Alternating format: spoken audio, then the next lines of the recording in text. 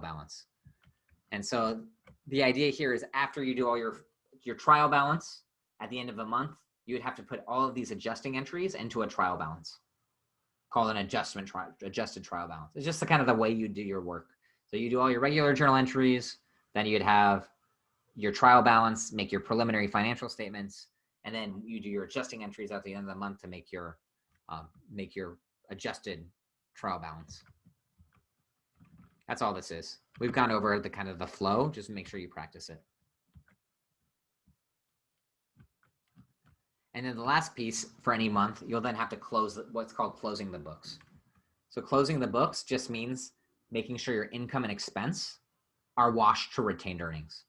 Means that make sure that you run your retained earnings report in order to make sure that you can correctly calculate your equity account.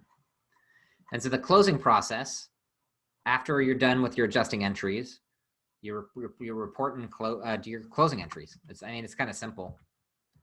The reason they keep it so complex in the book is just so you understand the theory before we had systems. And so I'm trying to keep it high level. We're just trying to make the financial statements.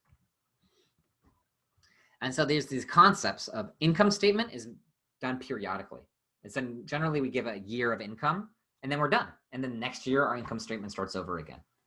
That way we can compare, hey, did we do better this year? Did we do better than the year before? All our systems are even our income tax is based off this, right? Like, hey, how much money did you make last year versus the year before that? So everything on the income statement is temporary. Everything on the balance sheet is permanent. Balance sheet is permanent. Income statement is temporary. We close the income statement every year. So the idea here is revenues, expenses, and dividends will get washed at the end of the year to the balance sheet. So how do we record a closing entry? We're going to close this. There's a few journal entries we do, but theoretically, we're just taking revenue minus expenses, and then we're putting it into retained earnings. And this is the system that you do it by. There's a journal, an account called income summary that is just this temporary account in order to make sure that everything balances. So at the end of every year, you'll post an account to an income account. So you just take all your revenue minus your expenses, and then you'll post it to your retained earnings. And this just shows you those journal entries.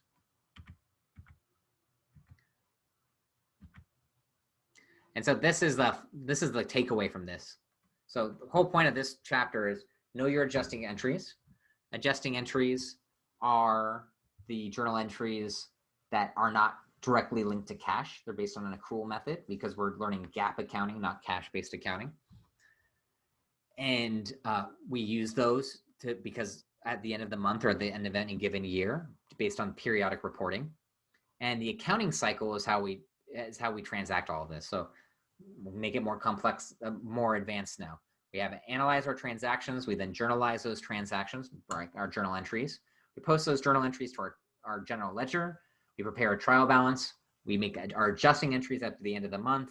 We prepare an adjusted trial balance, which is just our financial statements. We prepare the statements. We close the revenue and expense accounts at the end of the year, our income statement. And then we prepare a post-close trial balance to make sure that our debits and credits equal. And then we're done. That's then we have our financial statements. Some more practice problems for you at the end. So you get more than enough practice problems. Let's see. And this gives you just more accounts to practice. And so make sure you just understand the difference of all of these.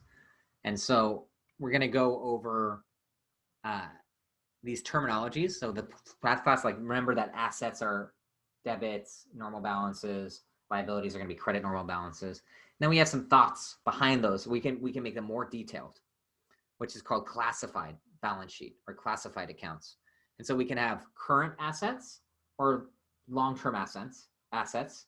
We have current liabilities or long-term liabilities. For the purpose of this class, anything current is something done within 1 year. Anything longer than a year is long-term. Assets are generally determined to be long-term.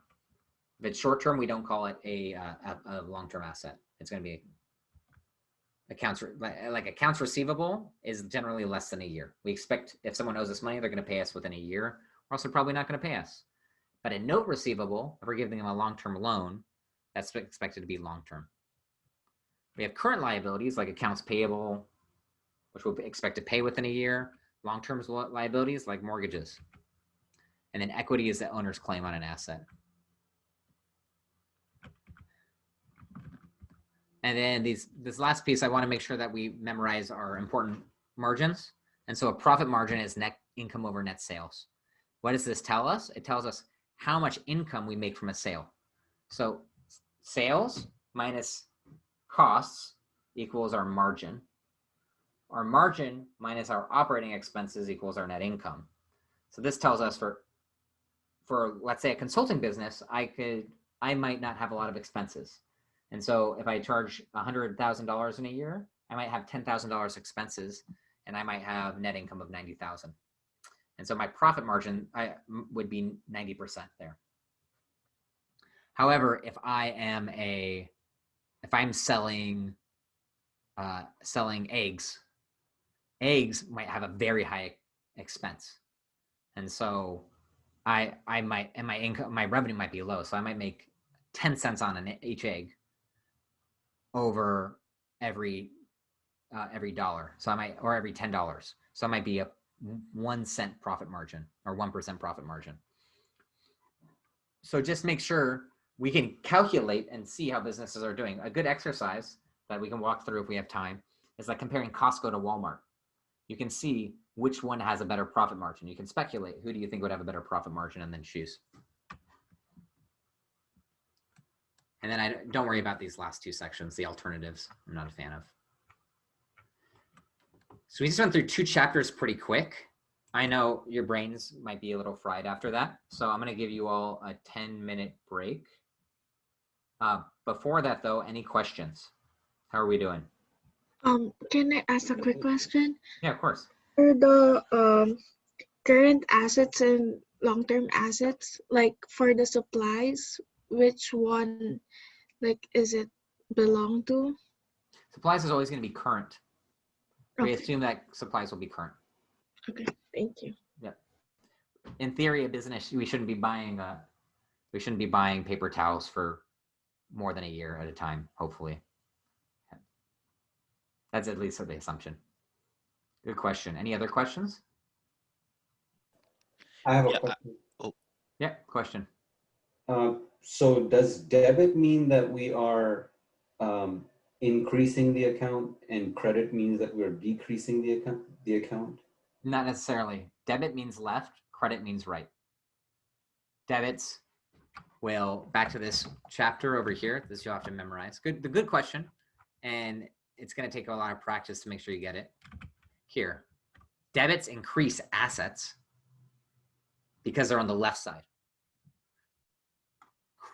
Debits will decrease liabilities because the liabilities are on the right side. Debit means left. Debit increases the accounts that are on the left side of the accounting equation. Does that make sense? If it doesn't, I mean, at least you know the resource where you can go to practice it.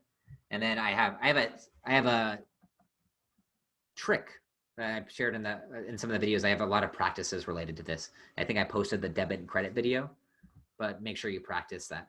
But there's mnemonics to memorize. Hey, which one of these increase and decrease? Oh, thanks. No problem.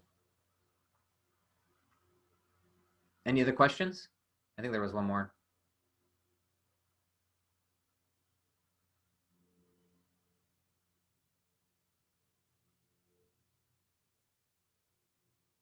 Going once, going twice.